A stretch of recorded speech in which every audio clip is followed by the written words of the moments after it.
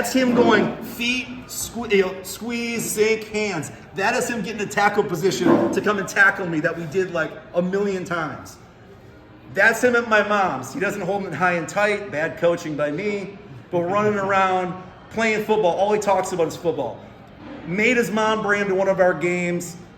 He can't, like, he's yelling, David, David, David, David, David from the sideline. So we brought him in. He's wrapped around my leg. The kids are trying to make him laugh. All excited about football. So you get to be 6 years old. Finally old enough to play flag. This is spring 2021. He's playing flag football. So some stuff to know about his team. They went 5-0. They won the league. Undefeated champions.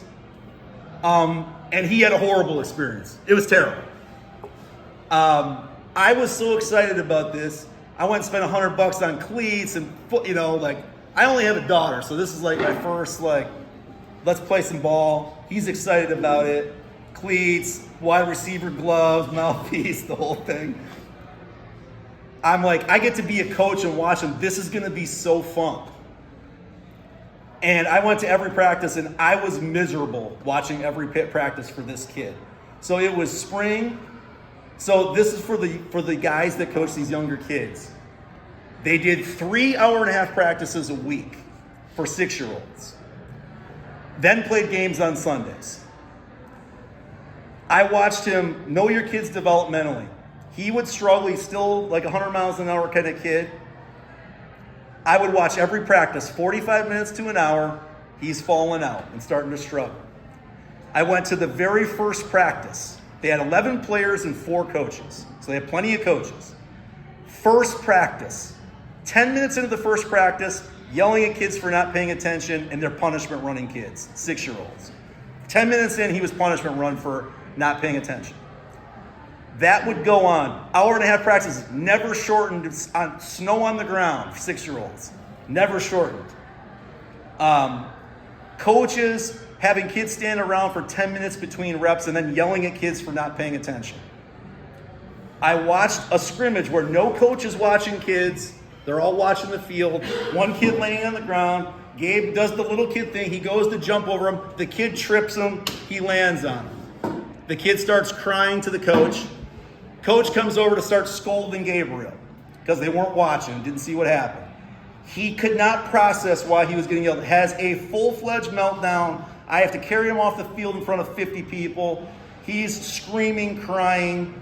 Take him out to the car. It takes 20 minutes to calm him down. The next day, I get a call from the league president telling me, hey, he's going to get up in front of the team and apologize for that, right? And I said, yeah, no, he's not. No. I watched the whole thing. No. Coaches are doing a terrible job. Had another day where a coach had made him punishment run about 3 times. It took every power of my being to not go punch coaches, to tell you the truth. His biological dad and I were at practice, and his biological dad looked at me like, these guys are kind of serious, huh?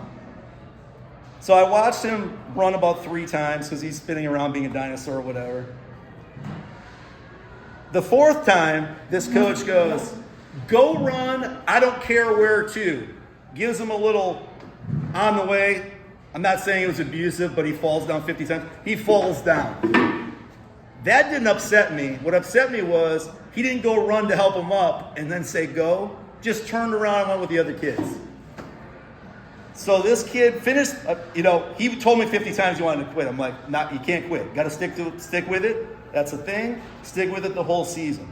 So his team went undefeated, won the league. It was horrible. Absolutely horrible. So that's spring 2021. Here's October 2022. This is when he just met you, Joel. It was at the championship game. That's his little sister. That's how we do it. Yeah. Chuck them up the mustaches. So that's his little sister.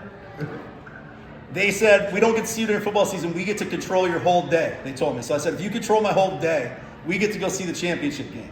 So they said, okay. That was the first time in a year and a half I heard him say to Joel, maybe I'll play football again someday. I had not heard him say anything except, I hate football for a year and a half. Or why are you going to stupid football? For a year and a half. Those youth coaches did that. I brought him to help sort jerseys last weekend. He didn't say anything about not wanting to be there. And a couple times he's kind of made comments about wanting to play. So those guys won and created a kid that maybe we might never see again play football. And by the way, his dad's about 6'2", 220, so probably maybe he's going to be a pretty good athlete. Yeah. So that's him last October. Well, last October, he came home from school and brought the sheet. Youth wrestling program. I want to do this, David. Okay. So we signed him up. Actually, one of the youth wrestling coaches was the head coach of his football team. The only one of the coaches that I kind of liked. I saw a picture, his mom showed me practice. I go, hey, there's one of his football coaches. She goes, oh, really? I showed up practice and I said, hey, Gabe's doing pretty good too. And he goes, Gabe's here? He did not even recognize him, how far he had come in those 2 years, year and a half since football. So I show you these pictures because the youth coaches were completely different. These kids never stood around. The coaches were demanding, but they were teachers. And he had moments where he said, I don't want to go to wrestling practice. But he kind of kicked ass. Like, he was really good. That's him winning a match in the last match of the year. And this is only 2 or 3 weeks ago, the two pictures on the right. His biological dad and I were there watching. He won one, lost one. He's wrestling by far the best kid in his weight class for winning the weight class. His dad and I looked at each other and went, this one's going to be tough. He goes out there and he gives this kid an absolute run for his money. It's 5-4, he's down. 30 seconds left in the match. Kid clips him with a knee in the nose, gushing bloody nose, puddle of blood. They stop the match. They go spend 5 minutes stopping the bleeding. I thought, okay, they're going to end the match. He did great. He does not ask to quit. He comes back, gets the kid's leg, almost gets him for a takedown in the last 10 seconds of the match, and would have beat that kid. So wins the bronze. But then what really stood out to me is, so then a week ago, we took him and his sister on a trip. So we're on a playground. All these kids are on this. I took a picture before this happened. They're all on there, and one of the little boys started getting up, and they're like doing the little boy thing, and he starts pushing people off the merry-go-round. And I watch it. It's kind of cute. And he goes and he tries to push Gabe off, and he can't do it. He does it like 3 times. And Gabe didn't know I was listening, and he just goes, dude, you think you're going to knock me off this thing? I am a wrestler. He didn't say I wrestled. He said I am a wrestler. Like, that's the impact that the youth coaches had on him differently from what football did. Football got done. He said, I never want to do this again. I hate this. Those guys, he said, I am a wrestler, and he's 8. So I love telling his story because you guys have so much power, and there's so many kids that we'll never get the chance to coach if we do it wrong. They'll go find something else to do, or if he decides to play football again, I'm going to be on the coaches. I never want him to have an experience like he had again. And they won. They went undefeated. It was terrible. It was truly terrible, and the wrestling coaches were the opposite, and the proof is in the pudding. He identifies as a wrestler now.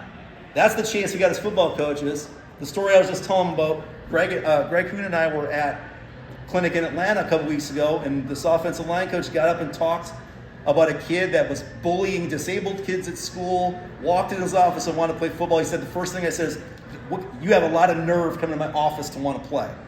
And he told this whole story over 4 years and how he ended up being a good player, played college football, he's a successful businessman. And he said his signing day, he got up and nobody spoke, and he said, I started saying to myself, every decision I was going to make, I had to ask myself, what would a football player do? And that's how I started making the right decisions. So the synchronicity of that, what Gabe said a week ago, he identifies himself in that sport because the coaches were demanding. They were respectful but demanding, and they ran things the right way. And I don't know. So any way to pass that message to all the guys that coach 6, 7, 8-year-old kids, that's our chance to keep kids in the district, is if they believe that we care about them and give a crap about them. And the scary part to me is usually the younger you go, the less experienced, the less trained the coaches are. So the more we can tell them how important and show them. Like that's why I wanted to show a picture and story, a story in pictures about Gabe, because I have seen that firsthand. And the other thing is, you don't know what kids are going through. These coaches don't know what this kid's been through. Yeah, so I just wanted to share that one. I got some other ones.